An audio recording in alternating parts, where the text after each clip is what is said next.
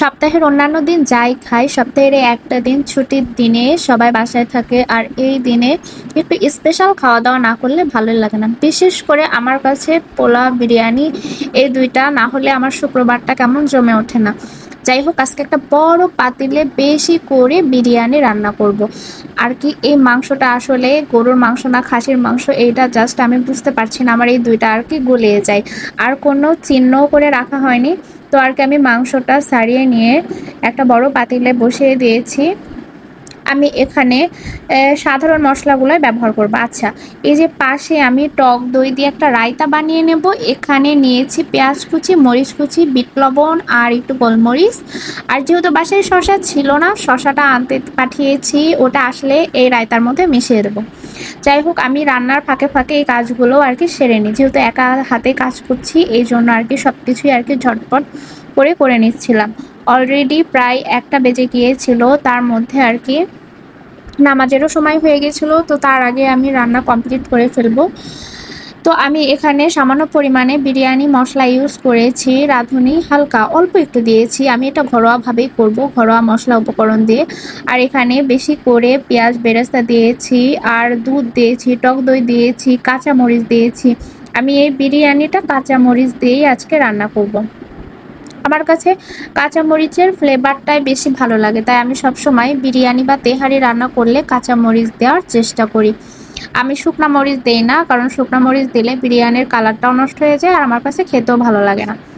আর তো আমি এখানে আতপ চাল বা চিনি গুঁড়া চালটা আমি আধা ঘন্টা আগে ভিজিয়ে রেখেছিলাম। আধা ঘন্টা আগে ভিজিয়ে রাখলে এটা খুব অল্প পানিতে এটা প্রপারলি সেদ্ধ হয়ে যায়, আর এটা হচ্ছে চালগুলো শক্ত শক্ত থাকে না, সব চাল সমানভাবে সেদ্ধ হয়ে যায়। এটা কিন্তু একটা টিপস, বিরিয়ানি রান্নার আগে চালটা আধা ঘন্টা আগে ভিজিয়ে রাখবেন, তাহলে বিরিয়ানি অনেক ঝরঝরা হবে। আমি কিন্তু আজকে পানি একদমই মেপে দেইনি, আমি আন্দাজ মতোই দিয়েছি, কারণ বিরিয়ানিটা আমি একটু আর কি সফট করব। একদম যে একেবারে একটা চালের সঙ্গে একটা চাল লাগবে না ওরকম বিরিয়ানি করব না, আমি একটু মাখা মাখা বিরিয়ানি করব। তাই আমি আর কি গেস করে আমি দিয়ে দিয়েছি। তো এখানে আমি শসাও কেটে নিয়েছি, আমার কাছে শসা ছাড়া বিরিয়ানি একদম ভালো লাগে না। শসা ছিল না, আবার আমি শসা আনতে পাঠিয়েছিলাম। আর এখানে রায়তার জন্য আমি একটু কুচি করে নিয়েছি, কারণ রায়তা সাথে একটু এই শসা কুচি দিয়ে এই রায়তাটা খেতে অনেক বেশি মজাদার লাগে। তো আমার বিরিয়ানিটা প্রায় হয়ে এসেছে, আমি দমে রেখে দিয়েছিলাম আধা ঘন্টার জন্য। তো অলমোস্ট বিরিয়ানিটা হয়ে গেছে। তো এটা কিন্তু অনেক বেশি মাখা মাখা হয়েছে, আর খেতে সেটা আমি পরেই বলছি খেতে কেমন হয়েছে। কারণ এই বিরিয়ানিটার কালার যেমন সুন্দর হয়েছে, ওই যে হচ্ছে পুরান ঢাকার যেমন বিরিয়ানি ওই স্টাইলে আমি করার চেষ্টা করেছি, তো অনেকটা আর কি ওই রকমই হয়েছে, ফ্লেভারফুল।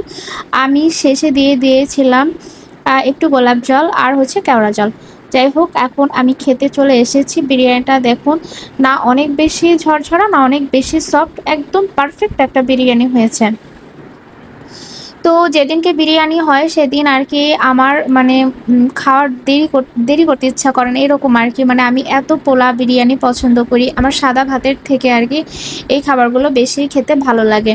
আর আমার এগুলো হলে মনে হয় ঘুরে ঘুরে বারবার খাই, এরকম মনে হয়। যাই হোক, তো এখানে রায়তা বেশি করে শসা, লেবু, পেঁয়াজ রায়তার মধ্যেও দিয়েছিলাম, আর এখানে কেটেও নিয়েছি অনেকটাই। তো এইগুলোই ছিল আজকে শুক্রবারের আর কি আমাদের বাড়ির হচ্ছে খাওয়া দাওয়া। আপনাদের আজকে কি ছিল শুক্রবারের মেনু সেটা জানাবেন। যেহেতু আজকে বাইরে গিয়েছিলাম তাই এসে এতটুকুই করতে পেরেছি, আর কিছুই করা হয়নি, আলহামদুলিল্লাহ। তারপর অনেক অনেক শুকরিয়া যে নিজের হাতে রান্না করে আর কি খেতে পারছি, আর কি সুস্থভাবে বেঁচে আছে এটাই। তো সবাই আমার জন্য অনেক অনেক দোয়া করবেন, সবাইকে অনেক অনেক শুভেচ্ছা, এবং সবার দিনগুলো অনেক ভালো কাটুক, ফ্যামিলির সঙ্গে সবাই সুস্থ থাকুক, এটাই। তো আল্লাহ হাফেজ, আসসালামু আলাইকুম।